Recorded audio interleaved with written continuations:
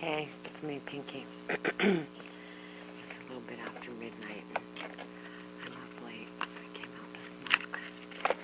I'm irritated as hell right now. And this is the disclaimer that I'm probably going to drop some F-bombs, so if you don't want to hear it, you know.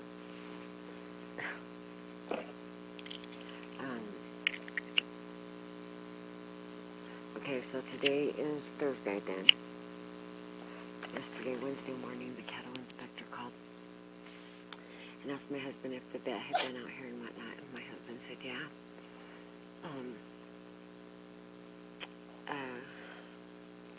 He came, he didn't tell him what day he came, okay, first of all. But I don't even know what to say, because I just knew that he had called. I heard it on my way out the door, taking Olivia to school this morning. Let me see where yeah, it's okay. But he's, I guess he told him that he was going to get the stuff today to get, or Wednesday to get, the stuff the vet told him to get. Well, the vet didn't even come till Monday. And we tried to get two other vets to come. One was on a vacation the weekend, going to a wedding or something, and the other one was just unavailable. I don't know.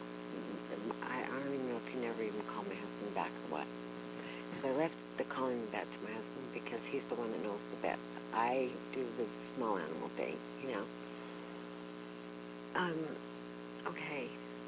Well, I've been mad all week because, and my son is the one that usually does the trimming of the hooves, Well, since he moved away, their hooves haven't been trimmed, so their hooves were long too. Okay. Oh, that dog. Now the dogs are gonna start. Oh, shit.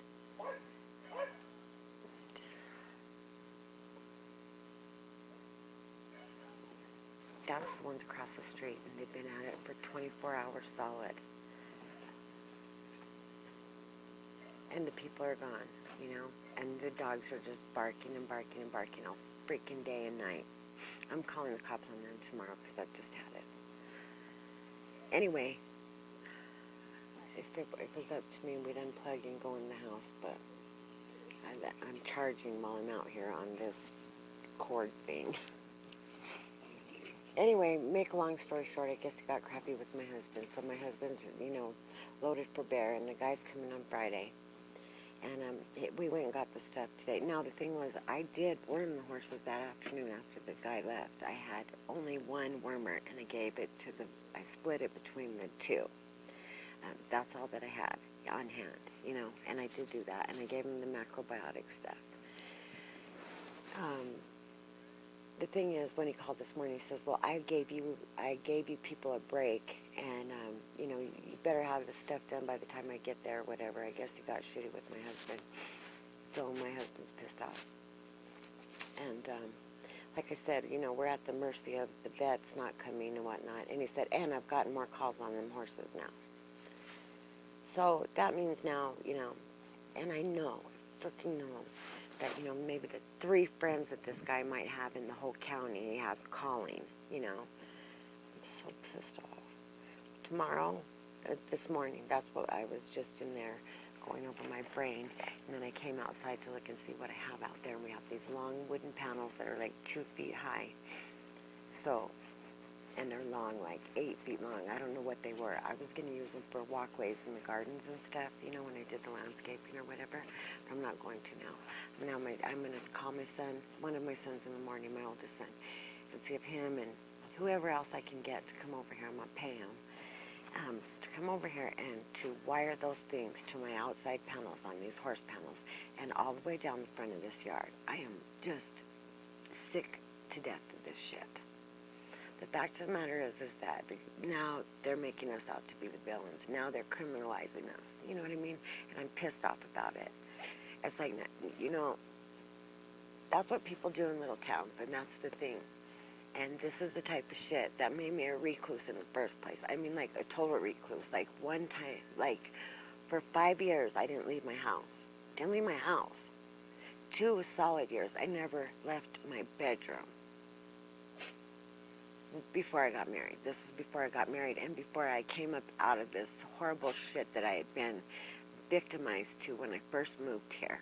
And I got a little part-time job outside of town, and I finally started coming out of it. But I still only went to work and went home, and that was it. And I did that all together, like from beginning to end, like 8 years. And I'm still very much a recluse. What makes me not be a recluse is that there's a Family Dollar there, you know. If that wasn't there, I'd never leave the house. And for years, I had either my kids or my husband, who was my boyfriend at the time, go and get my mail. I wouldn't even go to the post office, you know, but because I get stuff in the mail a lot now, and I do eBay and whatnot, I had to just get over that. But for years, I didn't even go in the freaking post office, you know. And it's because of shit like this. And I told my husband tonight, and the other thing that I'm really mad about is because I told my husband that those horses needed the vet. And I'm mad at myself because I didn't call the vet. And, you know, I left it up to my husband. The horses, the cows, and all that kind of stuff are my husband's deal. However, you know, over the past year, that's why I had to get a caretaker for the ranch, because he was letting stuff not go bad out there, but he wasn't going out there enough anymore to do what needed to be done and to keep an eye on things and whatnot. And that's why I got a caretaker out there. See, I have 5 more horses out there and 20 or 30, probably about 30 head of cattle now that I also have to buy hay for. They're not skinny, you know. You look at my cats, you look at my dogs, everybody that comes here goes, my God, you have the fattest cats I've ever seen in my life, you know. They're making us out to be villains when it was a number of things, you know. A lot of stuff going on in our family, outside of our family. We've had like 5 deaths in a year, you know. Not to mention how many animals that I have that have just, you know, died, gone off and died, old age, whatever, you know. We had like 4 dogs come to old age. The other one that was mauled by that dog down there. Then the very next month I had one stolen, you know. Then the very next month the Fritz, you know, my 18-year-old dog dies. And then Buddy died, you know, or the other way around. I mean, it's just boom, boom, boom, one right after the other. Scooter got killed by that same bastard dog, you know. I've been going through a bunch of other shit, you know, and if I let one thing slide, shame on me, you know what I mean? And I was not neglecting them, and I said for months to my husband, well, for 2.5 months, I told my husband they needed the vet.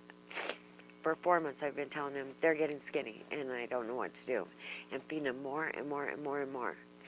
I looked at my books, and I spent, like I said, $10,000 on hay last year. Something's getting fed. And I have an airplane hangar full of hay down there, and I have hay here. I buy feed all the time. I can show it, prove it on my taxes. You know, I'm just so irritated. And the real irritation is that it's because of somebody's spitefulness that all this shit started in the first place. And now I'm feeling attacked. So tomorrow, like I said, I'm calling my sons. Oh, I'm off in my water. There you go. I'm calling my son, and I'm calling another friend to come and block this whole fucker off. I've had it. And I'm going to paint on the outside of it. My animal's under a vet's care. The thing you can do for us to help us the most is to mind your own fucking business. I'm so sick of it. You know, I had all that shit with my brother. Miss Billy passed away. You know, Tootie passed away. I think we had 5 deaths in our family altogether. My brother-in-law passed away. A sister-in-law passed away. You know, it's just like, really? You know? That's what I said about just taking a sword and picking at it until it's bloody and raw. Oh, God. You know, and I told my husband tonight, I said, and I'm going to tell you something. I said, first of all, this is the kind of shit that makes me a crazy woman. Second of all, you know, you should never be in a position where somebody can even do that to you. So when I say to you, you know, you need to call a vet for these horses, you need to do it. Now, the other thing is that my husband has Parkinson's disease. And I don't know if a lot of this neglect of things has come from that. That's what I believe, because he used to be psycho about all that kind of stuff. He was on top of everything. You know, his personality has changed a whole lot since he started with that stuff.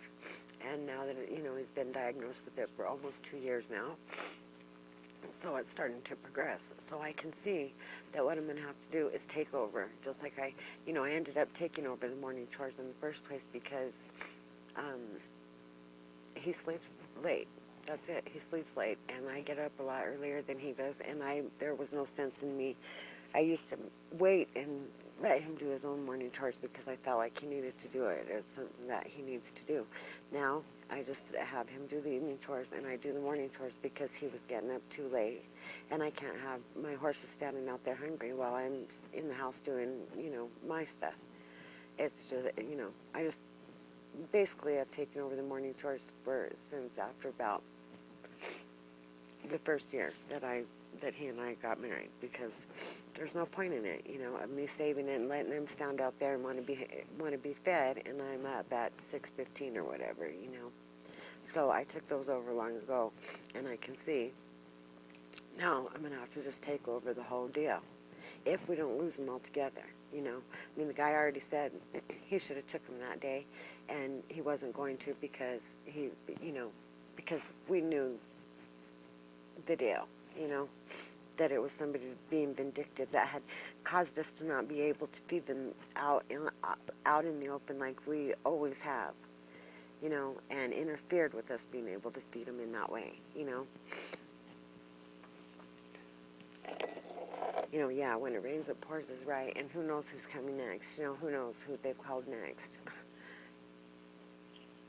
I've had all of them. I've had every agency called on me.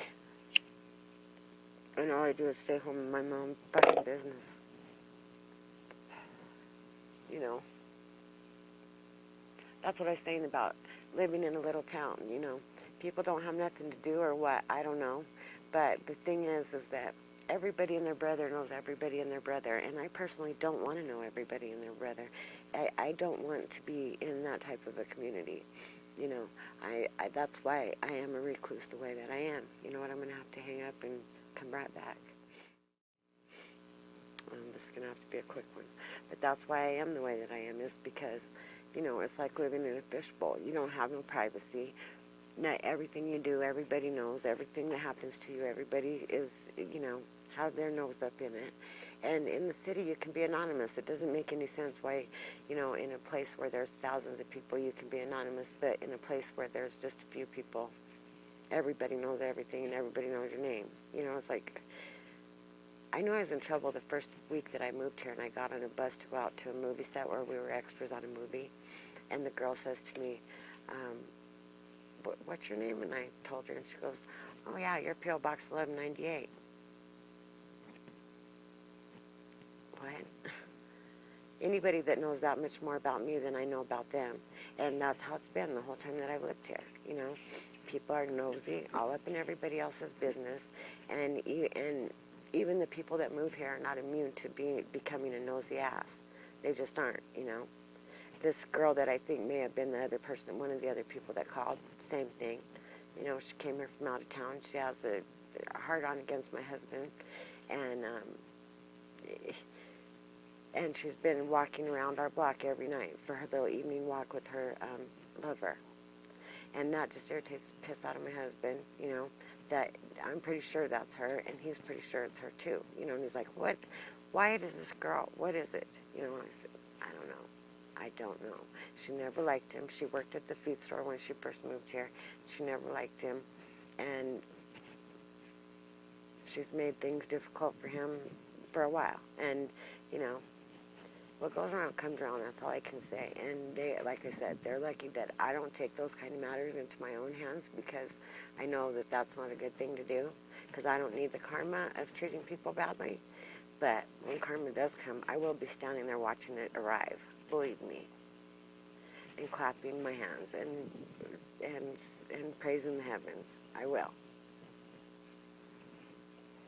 because, you know, the stuff that they're doing to us is out of spitefulness and meanness. They've, you know, it's a small group of people who, for whatever reason, you know, and like I said, and they're lucky that I don't leave my house. They're lucky that all I do is stay at home, because if I went out into the community the way that they do, I'd be dangerous. I'd be dangerous. Anyway, that's all I wanted to say. Just a big old rant about a bunch of bullshit that I don't need. You know, bunch of rant about a bunch of bullshit that I don't need. So tomorrow, fence is going up and a sign painted on the outside. Mind your own business. That's what I'm going to do. Today. It's today now. All right. Love y'all. Be blessed.